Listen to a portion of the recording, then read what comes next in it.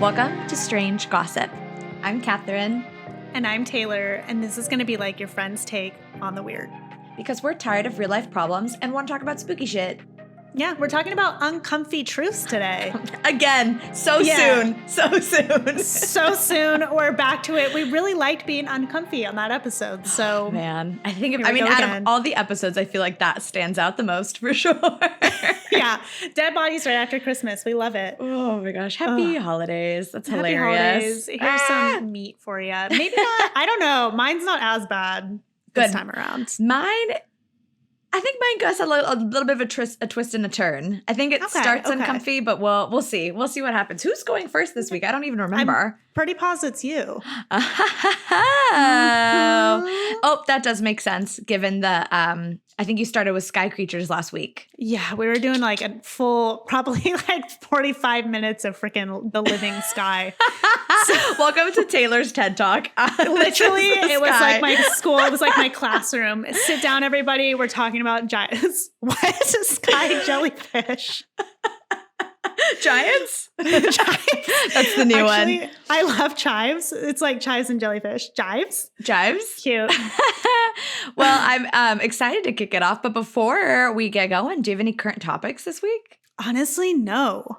I didn't have anything come up. The only thing is that I have dark hair again. That's my current topic. Yes, we do love that. We change our hair on this pod quite a bit, but I feel like in real life, it's like you just caught us in the most random moment of like transition because usually we're very the same. And like, well, I feel also funny because I keep being at different locations and I'm like, it's going to start feeling like I'm a completely different person that you have on every week because it's like the garbage, different color hair, like all of it. It's just hilarious. But I will say, don't worry. I know, it's truly, we're finding our groove in season 2. But I will say one thing that makes me laugh is that Tina Fey and Amy Poehler say that the reason why they're successful is because one of them is blonde and one of them is brunette. So who knows? Maybe this is how it'll pop off because took one for the team dark again. Yeah, I feel like we gotta have the best of both worlds. So there you go. It's true. And it's really what we kind of looked like when we were younger too. It's true. Well, Taylor, since we don't have any current topics, you want to just go ahead and jump into it? Yeah, let's do it. All right. So, uncomfy truths. Here we are again. I was going through over like my ideas list of like what to do this week.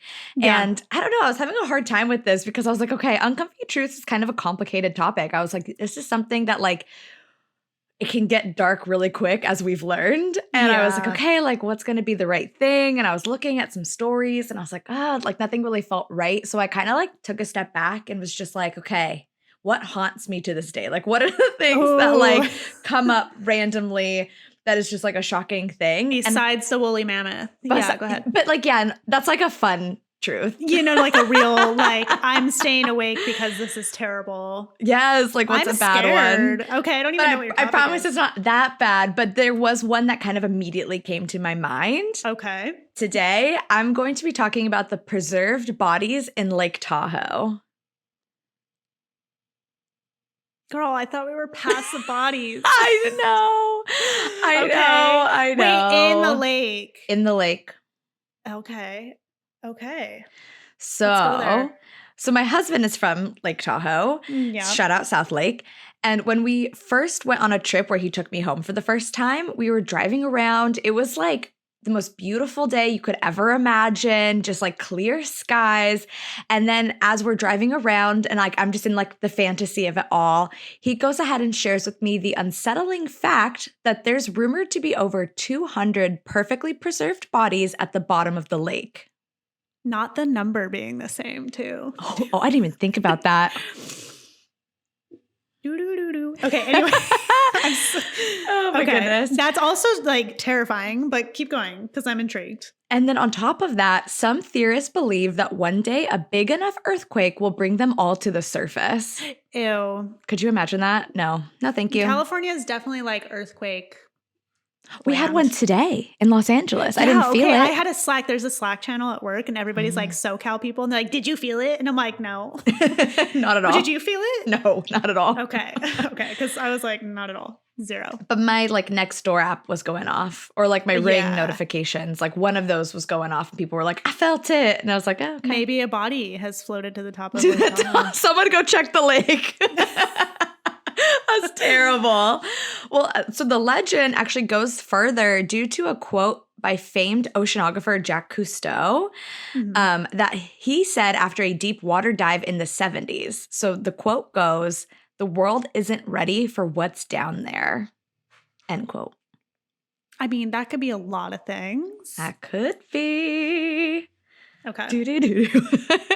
So Lake Tahoe has a max depth of 1,644 feet, and it averages around 989 feet. So that's deep. And for context, the Empire State Building from the bottom to the very tippy top is 1,454 feet. Okay, so it's like the Eiffel Tower deep. Yeah, even bigger than that. I think the Eiffel Tower is only like 800. 700. Wow. Yeah, so it's deep, deep. Watch it like because I'm pretty sure that came up in a graph I looked at. I think that Eiffel is actually smaller than you think. Yeah. But if there is enough water in the lake to cover all of California flattened with 14 inches of water. How the fuck are we in a drought? You know what I mean? Someone start tap into the dead body water. Actually, I don't know. Hold on. Test the water first. Test the water first. You would be disgusted if you knew what they were actually doing to treat your water and what they were giving you. Sure.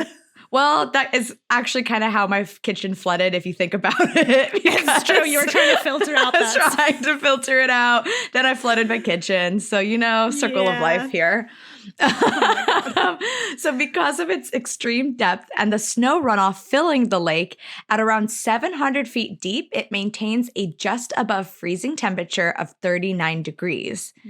Mortuaries keep bodies in temperatures between 34 and 39 degrees before embalming. If they're running properly. Shout out to the last Uncomfy Truth episode. So these temperatures prevent natural decomposition as well as prevents the body from floating to the top. Due to these conditions and a lot of the area left unexplored, many legends and theories exist on what's going on down there. Okay. So I was recently talking with my mother-in-law about the podcast. Hi, David's mom. She brought up the mysteries of Pyramid Lake, and I'll have to do a follow-up episode about it, probably around their mermaid. Oh. But one legend that connects Pyramid Lake and Lake Tahoe is that they are connected by deep underwater tunnels. Ew. This has only been made more popular when bodies have appeared in Pyramid Lake of people that have gone missing in Lake Tahoe. For context, these lakes are over 70 miles away from each other. I was going to ask because I don't know where Pyramid Lake is, but that's crazy. It's far. They are also connected by the Truckee River, so there's a good chance that that's kind of what's connecting them. But so many people believe that bodies wouldn't make it down the river, and so the only left kind of option is that it's these underground tunnels that feed to each other. I feel like a river might be a little bit more I'm plausible. with you. I think the river is probably what's going on here. Yeah. And I've seen the Truckee River. It's not like a tiny little lake. It's not thing. a little. It's not a creek, A body can definitely be going down that. For sure. But people we'll let it live. Yes. I'm with you, though. It's probably the river. Yeah. But another fun thing about the underwater tunnels and caves, and another part of this piece, is that there is a creature there that's called the Lake Tahoe Tessie. Like Nessie. Tessie. Okay, it's cute. So mentioned in Native American legends of the area, Tessie is thought to be a 60-foot sturgeon or a prehistoric creature that lurks in the deep waters of Tahoe. I'll have to cover more of it and the sightings on a cryptid episode, but all to say that there is a lot of legends and lore of the deep waters of Tahoe. But today we're talking about the uncomfy truths of the preserved bodies. But who are these people? Yeah, I was going to say, are they murder victims being dumped? Is it people just fallen in. Well, yes, there is a lot of accidents. 7 people a year, I think, die on Lake Tahoe. Holy shit. A year. That's a lot. That is a lot. Okay. But also, though, if you think about it, like how many accidents we had in Hawaii on like the beaches of Hawaii, that was like all the time. Yeah, but I feel like not that many. In a lake, girl? I mean, with you, but the ocean Tahoe's huge. I guess ocean, okay. You know, there's like currents and waves. I snap your neck. All bad. All bad. A lake, girl. All that. I mean, it is cold though. So like you go and you like get shot. I don't know. Boating accidents. Like people are stupid on jet skis all the time. Yeah, you know, kind of I falling got ran into over that. by a jet ski at one point. Okay, what's that story? Oh, we don't have to go into it. That does sound familiar. Yeah. Do you want to do the abridged? A what? The abridged version. Oh yeah, I'll give you a small version. I was in junior lifeguards and we were doing pickups, like whatever. And I put my hand out to get picked up and the jet ski operator just straight, and I'm like, I think she's like not coming to the side of me. So I dive under it, and you're supposed to hold your hair because your hair gets sucked up into the thing. Oh no. So I'm like holding my stuff and she straight up runs over my head. My dad was pissed. I'm sure, because he's like, out of all the kids, you got to do my daughter. For real. It was a little bit traumatic, but I survived. I had it hurt a little bit, but I was okay. Dang, that's crazy. I'm glad you're here. But good thing I dived, because like some people get just hit straight in the face. And that's a concussion down, baby. That's not. That's your teeth are gone. It's just not a good time. So I can see it happening. You were really well prepared with junior lifeguards. You knew to hold your hair. You knew to dive down. I'm going to save myself right now. Hey, got to save yourself. You got to help yourself before you help others. Exactly. Okay, that's wild. But yeah, so there's a lot of like accidents that of course happen. Right. But one of the main source of bodies down there is apparently thought to be mob victims. I was going to say, because you're close to Reno. Mm-hmm. So the mafia had a huge presence in Lake Tahoe as they expanded casinos from southern Nevada. In the 50s and 60s, as famous performers from the Rat Pack, like Frank Sinatra, Sammy Davis Jr., Dean Martin, continued bringing interest into Tahoe, the mob continued to grow their presence and used the lake as a dumping ground for anyone who crossed them. Mm.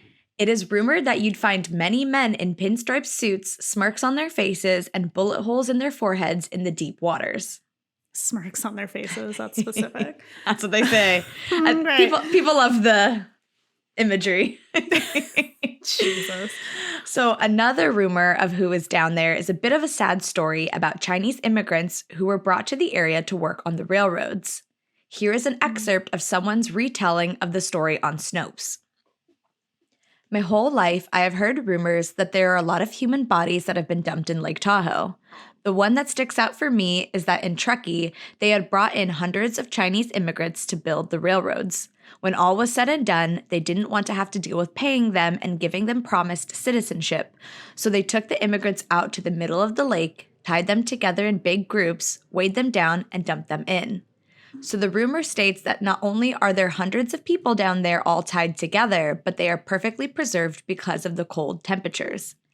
It has been said that some independent filmmaker got a hold of some deep diving machine and they found where all these people were and went down to see for himself so he could film it for a documentary.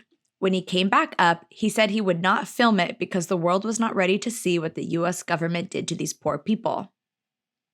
That's the end of the excerpt. Oh, that's sad. It's kind of giving me, I don't know why. What is that one horror film where like they literally get sewed together? Human Centipede? Oh, I hate that. But like it was just a Thai thing. It's probably not related. Obviously it's horrific that they just went down that way anyway, but if they were a human centipede, it'd be worse. But that is crazy though. Like how I can see it. I know. There's been sadly worse stories, unfortunately. But I have to kind of circle back on the human centipede thing, because how old were we when that came out? I don't know, but I remember watching it like in college. Okay, so you've seen it. I actually still haven't seen it. Don't fucking see it. I don't want to. Because I remember when it came out, what were we, like high schoolers? We were somewhere in there. Probably. And I remember everyone talking about it. And I was like, the concept alone is enough to give me nightmares forever. Like I'm good. It was rough. A twice ref. Okay, anyway, back to this awful story. Yeah. But beyond the legends, of course, what is the actual proof? Although there have been bodies that have been found over the years, including one of a man perfectly preserved because of the cold temperatures and him being covered head to toe in diving gear, these other stories of hundreds of bodies seem to be just lore. For example, although the mafia did have a huge presence in the area back in the day, there was heavy scrutiny on them and they were constantly being watched and monitored, making it near impossible for them to find the time, like any window, to dump bodies, let alone consistently. Makes sense. And notably in mob history, their preferred area to dispose of bodies was actually in the Nevada desert. I was going to say they usually dump people in the desert, and that's like fact. Yes, yeah, that's like kind of and that makes more sense given the like no one's around and everyone's seems a around. Little bit easier too, you just throw them out of a car or something as opposed to having to get on a boat. And there's nothing out there. Like I remember driving through Nevada and we had no service. And that's also where we saw neo-Nazis, which was very terrifying. Oh, what happened? Oh, there's a mob fight going on. Someone's going to get dumped. Oh. Hey, you guys, literally stop it. I'm actually going to kick him out really quick. No, you're fine. Take your time. Hold on. Okay. No more mobster in here. We're good. Are you safe? I am safe. I am not going to be dumped in Lake Tahoe. Good. But yeah, so David and I, we were driving through Nevada, and it's also just after we had encountered neo-Nazis. So it was like a scary heightened time anyway. And as we're driving, we had like no service and saw like no other cars for a minute. So I can't even imagine like back in the 50s and 60s when these claims are, no one's there. No one's out there. Yeah, they're good. And for the Chinese immigrant story, if you look at the records of the railroads, it does confirm their presence at the time, but thankfully also their continued work on other projects moving forward, as well as their payroll documents. They got paid. So they got paid. It seems like it was more legend and lore of the people. Yeah, makes word sense. of mouth. Not that I want to say that it's like exciting to think about dead bodies at the bottom of a lake, but it's like morbid, totally. Yeah, there's like a morbid curiosity of like ooh, wow. Could this be happening just below the water? I think everyone exactly loves that kind of thing. Yeah. Even the Jacques Cousteau quote is shaky. Some saying it wasn't him that came in the 70s, but his grandson that visited in the 2000s. So it's all kind of like, I think it's just word of mouthy stories. Yeah, it's giving that. And if you're like me, though, you want more on the science side.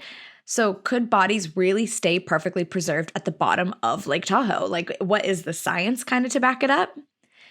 Quote, the water of Lake Tahoe is alive with microorganisms and larger organisms that feed on dead plant and animal matter, says Dave Anatucci, a longtime Tahoe resident and engineer.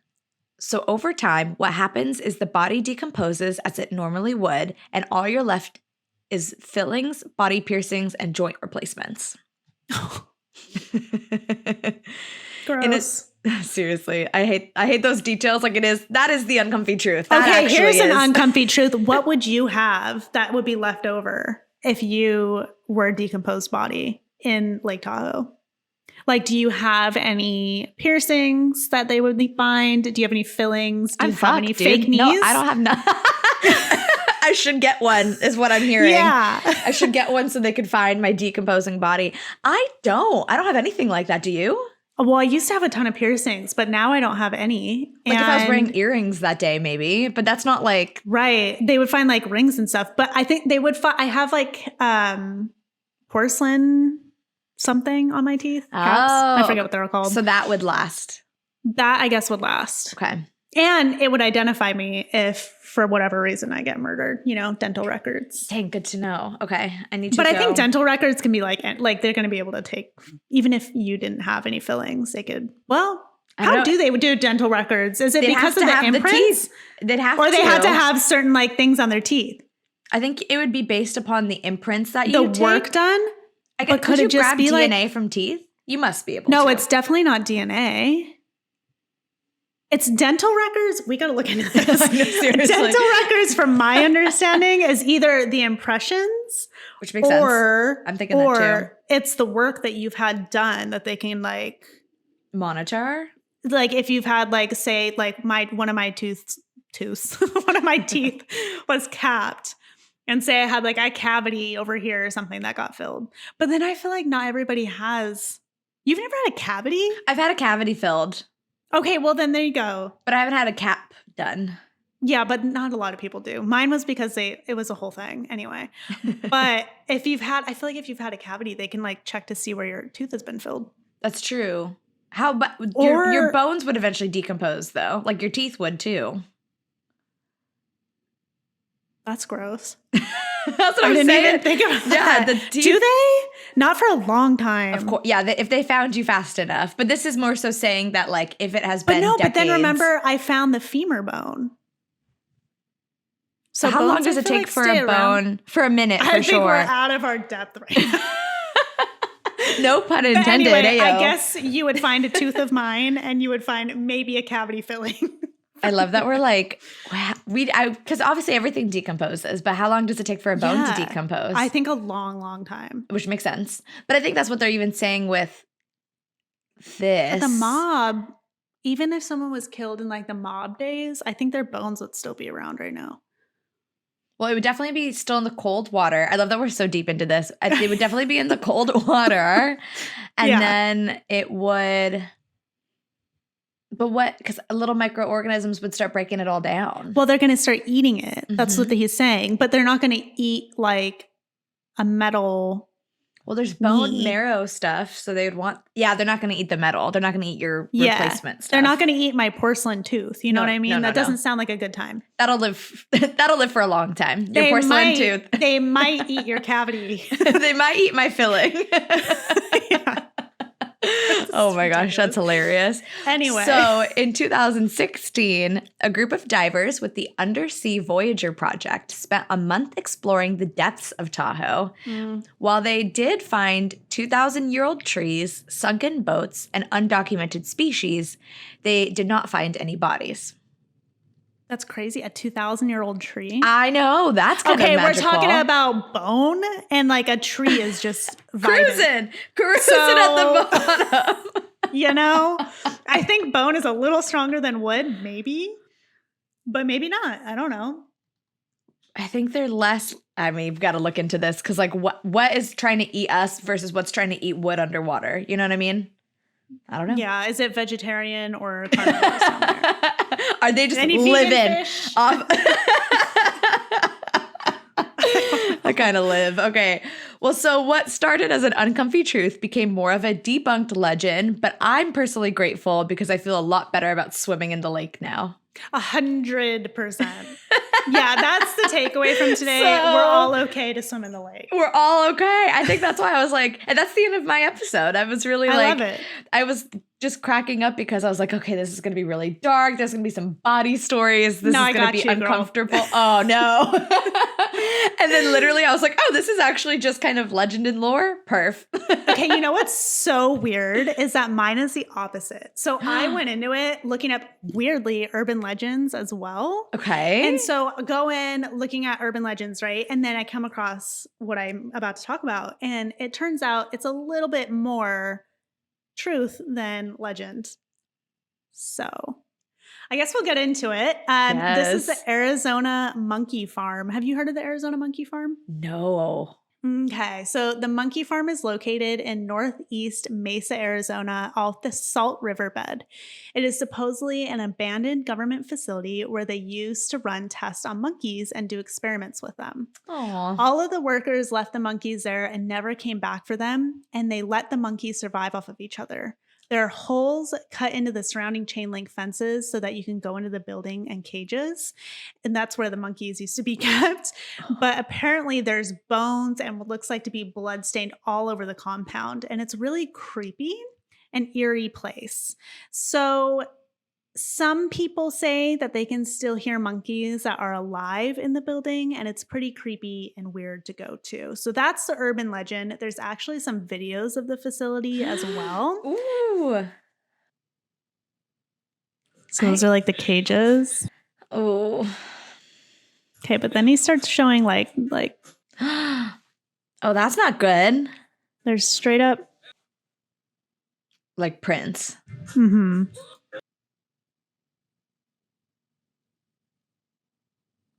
There's a dead body of one. Wow. So this is like actually someone went here and saw this. A skull. Mm-hmm. Okay. So now you get the vibe. Mm-hmm. Okay, so those are the videos. Obviously you can see like where the cages are. You can see that there's nobody really around. There's bodies of monkeys. And obviously, I don't know if you saw, but there was like a truck as well driving around. Like somebody's like monitoring the security of it. Very bizarre. Oh, I didn't even clock that. I assumed that was going to be them. Ooh, that's weird. No. So terrible footage, right? But we'll let it slide. But yeah, I mean, it's definitely weird. So my experience with this, because I actually went to ASU, so I've been in like the Phoenix area, and I've actually always heard of the legend of it. And I know it's located on an Indian reservation, and then people will go at night and hear the screams of the monkeys. And then, you know, there's always guards patrolling, and it was very like Area 51-esque, right? Mm-hmm. Well, we actually tried to go there one night, and we drove. Of course I did. Come on.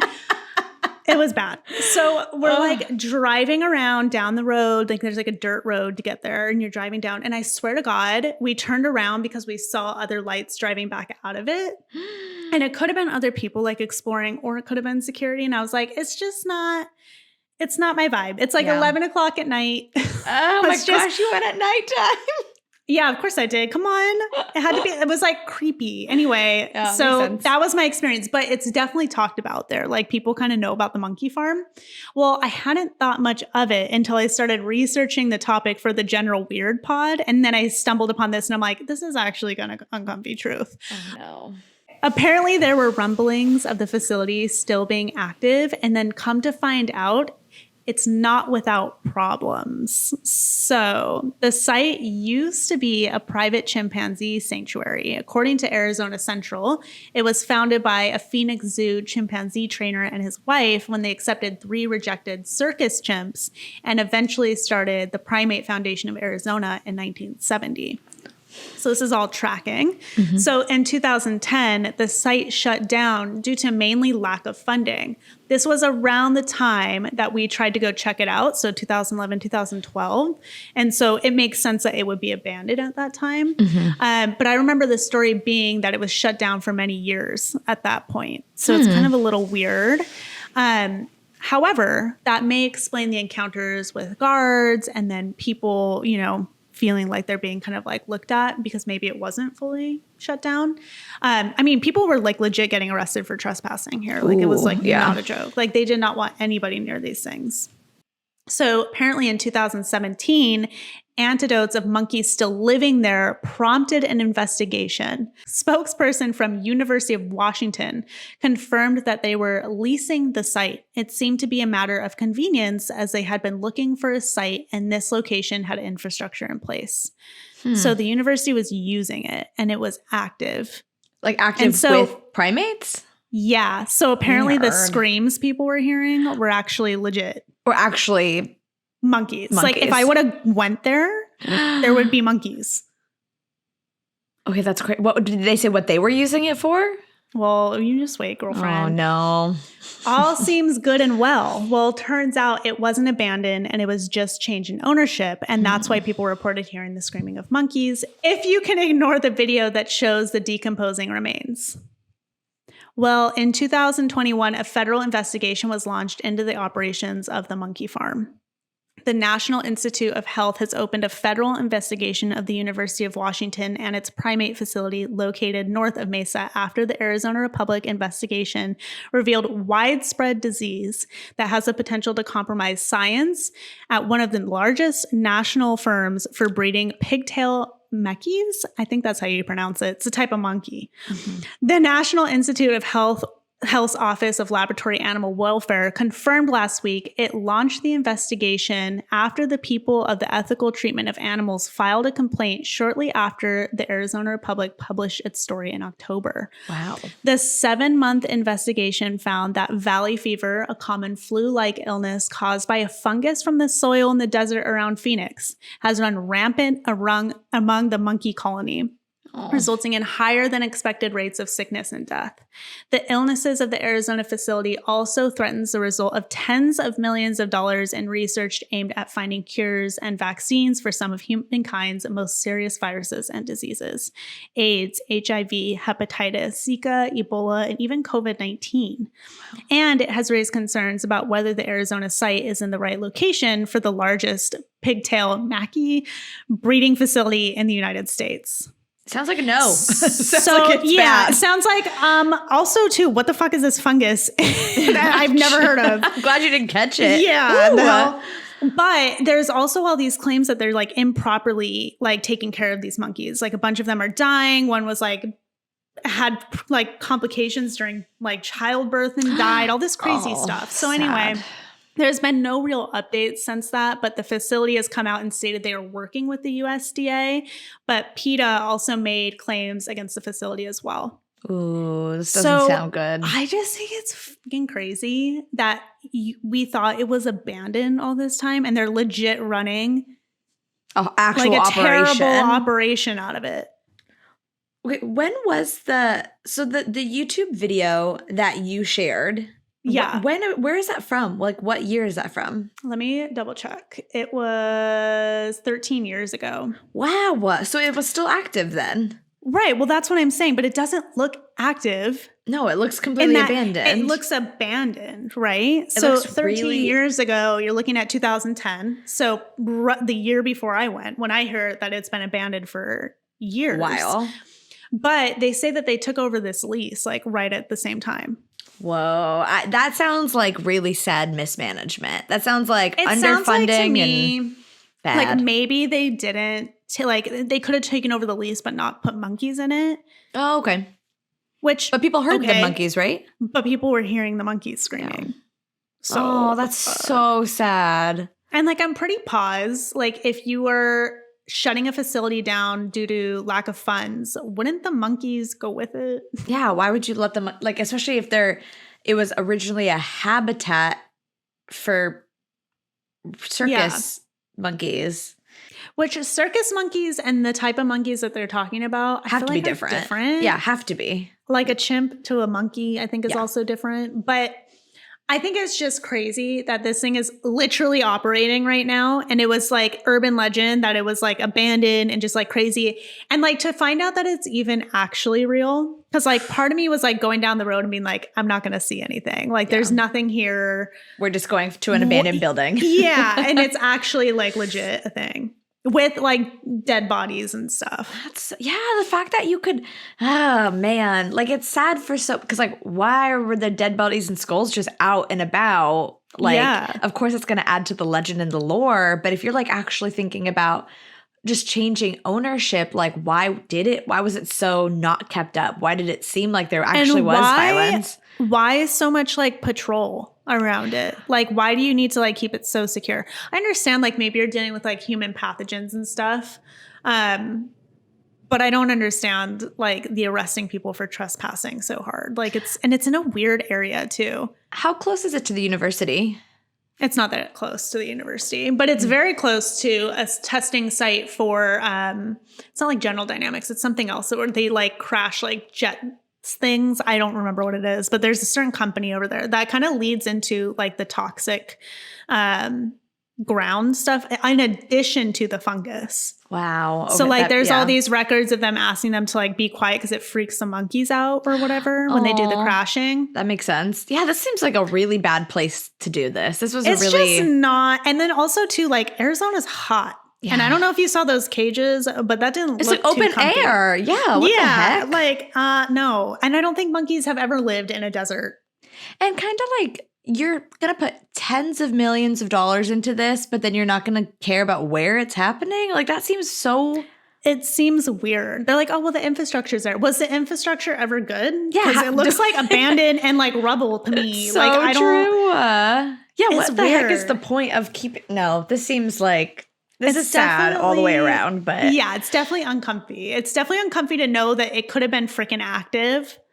When you went? While I was going, or in the process of transition of like, But what were the screams? Did they truly just leave monkeys there or not? You know, it's definitely a legend that I guess we're not going to find out until more investigation has been done. The fact that it's still being investigated as like a place that's like not treating animals correctly is crazy. Oh, that's so sad. Yeah, that's just, yeah. And like University of Washington, like I feel like Washington is a better area to have monkeys.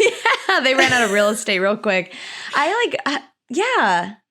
Yeah, there's so many things I don't like about this. This just doesn't really make much sense. And like kind of goes into the uncomfy truth of like when, I'm not trying to open any conspiracy doors because I do think there are incredible people doing wonderful research in really good facilities. Yeah. But like they had millions of dollars to go into real human research to help humankind. And then they're just gonna kind of like let it run to the ground. That sounds, Have you heard the conspiracies of like COVID-19 has been like released in labs like that? Oh, and, like, I think you sent me an article from it. Yeah, like, there was some crazy thing about, I think it was in LA or something, that it got shut down. All these different testing cages and crazy shit that they were putting into animals and then letting them out. Oh God, I did not know more about that. Ooh, I have to be so careful with this because I do not want to sound like I'm like anti-doctor. I am so pro-doctor and medication and stuff. It's great.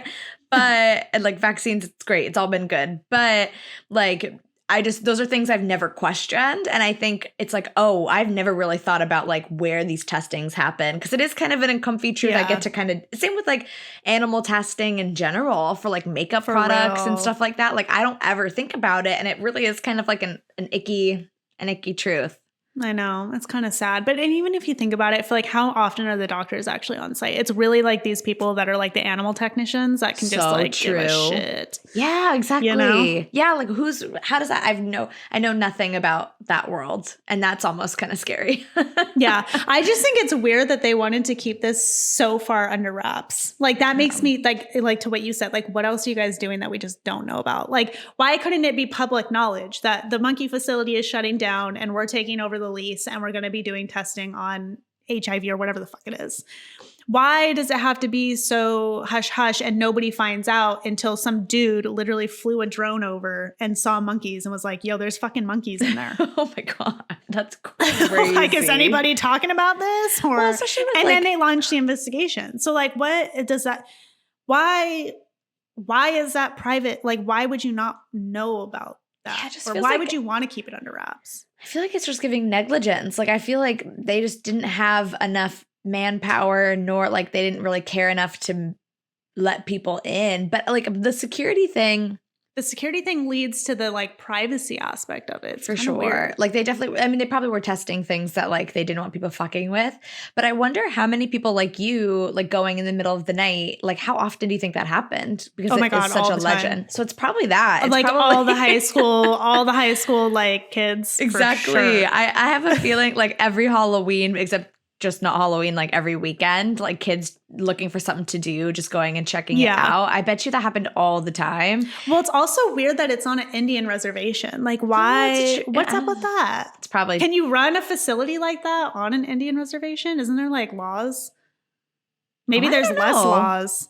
It's probably, I mean, that typically tends to be the case. Oh, that tends to be the case. That's not nice either. It's a monkey casino. What is this? I wish. In that scenario, it would be way better. I hope that they're screaming because they won the fucking jackpot. You know what I mean? Yes. Instead of the other way around, because I feel terrible. I don't know what's going to happen with it. I wonder if they'll keep it going. Probably. That's crazy. So when the last article or the last update you had, what year? When was that? It was, 2017 is when they, like it came out that there were monkeys there. Mm-hmm. And then I think the last article was 2021. Okay, so it's really, so there really could be updates. I mean, they said that they're working with people. We still should follow it. Like, there's nothing there's not been anything that I've seen since then. Like, there's maybe been a couple news articles in 2022, but seems to have gone quiet. But PETA also has taken a stance against them, so I don't know. Maybe so there's definitely eyes on it at least. Up. Yeah, for sure. At least there's like kind of eyes, and that the government is involved. And I mean, that's so much of like a lot of things like this. Like, it really does kind of take one person to raise the red flag and raise the awareness. And then that kind of is what spirals. And unfortunately, it just takes so much time to look into those things and like hold people accountable sometimes, which is terrible. But I don't know. Hopefully. It's the truth. I wonder what I would have saw if I went all the way. Probably would have at least heard it. Because it's either like it was in the abandoned stage then and like all the monkeys had died and like the prior owner just didn't take care of it before University of Washington got in there. Yeah, like what's that story? Like where did those chimps go? Well, you think they just let them die? Yeah. I think that they're the bodies that we saw in the beginning of the video. That's crazy. I need to rewatch that video. So I guess they took the chimpanzees, right? And then I think there was some articles that said the original owners were actually giving them out for medical testing as well. Which like, I don't know how much of a saving that is. Yeah, that sounds like a financial gain. That doesn't sound nice. Yeah. Oh, that's a brutal one. But crazy that it just started as like a local legend. It is funny that we both chose like local legends and like to see where it all came out this episode. Yours turned out to be not so true. Mine turned out to be, unfortunately, a little bit more true. Yeah. Yeah. And still going. Oh, man. Well, that was great, Taylor. Thank you for sharing. That's crazy that you even it's so on brand for you to go to have a story that you went and you tried to go. I know. Am I going to have an experience for every single topic that we have? Yes, you will. Like, and I love it. And I think that's why everyone stays on this, truly. I don't know. I hate to disappoint, but... Well, Taylor, do you have any final closing thoughts? Any lessons you've learned? I mean... I guess we're okay to go to Lake Tahoe. Yep, we can swim all there. All fine and dandy. Let's go there. Also, could solve the drought issue, but also we wouldn't have Lake Tahoe, so I guess it's fine. And yeah, I just would not be a monkey in Arizona. Oh, that's so sad. That's so true. I know. And also, if you want to seek an adventure to go explore something, call Taylor. If you have I got you. questions, call Taylor. Just call Taylor. That's the... Do you want to go to the monkey farm? Cool. Hey, I've heard of this haunted building. Let's go. Oh my God, for real. Oh my goodness. Oh, and also, I meant to say this earlier. Congrats on 10 episodes. We're in the double digits now. Yeah, that's crazy. I know. Episode number 10. Look at us. Bringing it in. We'll blink and it'll be triple digits. I can feel it. Wow. That'll be a day. All right. Well, thank you all so much for listening. Please rate, subscribe, whatever people say these days. Thank you for staying here and being with us. We'll see you next episode. Yeah. Bye.